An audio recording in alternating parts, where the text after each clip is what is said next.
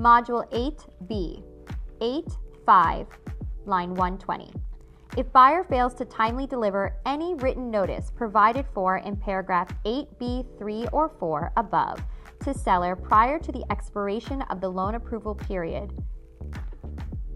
then buyer shall proceed forward with this contract as though paragraph 8A above had been checked as of the effective date. Provided, however, seller may elect to terminate this contract by delivering written notice of termination to buyer within 3 days after expiration of the loan approval period. And provided buyer is not in default under the terms of this contract, buyer shall be refunded the deposit, thereby releasing buyer and seller from all further obligations under this contract. This is also a very important section. I guess they're all equally important, but this meaty financing contingency section, section 8B as a whole, it's a lot to digest. And most people, when skimming through it, don't realize that if a buyer is going to fail to say anything, if you say nothing, this is what happens. We left you on a cliffhanger a couple modules ago, and now we're going to answer the question. If you stay silent and you say nothing, one of two things is going to happen. Arguably three. You're going to either move forward with this contract as if 8A was selected, meaning you have no benefit. As if it was a cash transaction. Yep, no benefit of the financing contingency at all. And there are other benefits that we'll get into as we finish and wrap up 8B. But if you say nothing and you're silent, you don't get any further benefit of this financing contingency. It's as if you made a cash offer. Right, so if 5 days later you don't qualify for that loan and you don't have the cash to close, you lose your escrow. Exactly.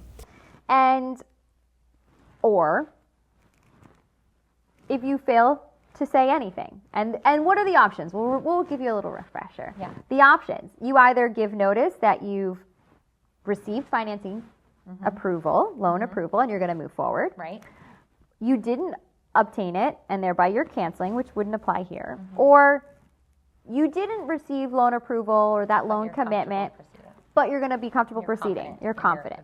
Exactly. So if you fail to do those things and you say nothing, the seller, and it's one of the only explicit options for a seller, one of the few, not one of the only, one of the few, very few options for a seller to terminate this contract. And that's huge because I think in general, the sense of this deal is like, oh, once the seller signs, they're locked in. You can't get out.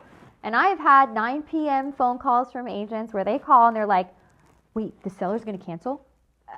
And I was like, they're trying to cancel. They can't cancel. They're in contract. I'm like, you never gave any notice. No matter what happened, you could have got the loan. You could be ready to go, but you didn't tell them. And what was their response? Their response was great. Well, I didn't know that the seller was really cared. And I go, well, that's the strategy. That's the pro tip. Silent because this is one of their outs in the contract. So if you have a seller who's already on the fence and maybe they want to renege, they're going to stay real quiet during this period. Maybe they received a backup offer that happens to be higher than your offer and they're crossing their fingers that you default and you miss a contingency. And they're able to trigger this.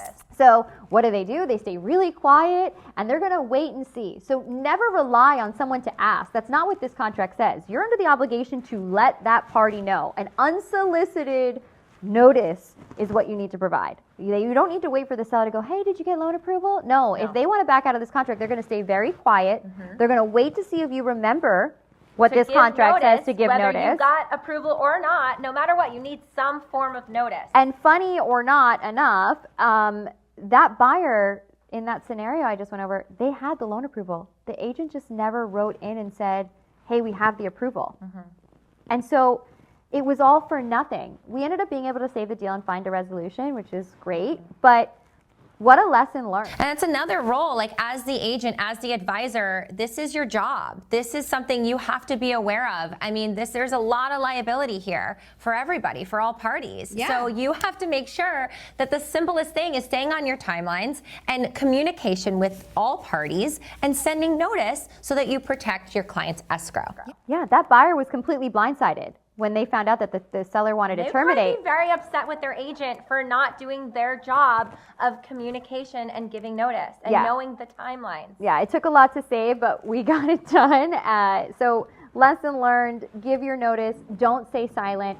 You're gonna protect what this financing contingency gives you. Like, you're gonna keep that safe and it's gonna remain in effect, and there's going to be extra benefits going forward.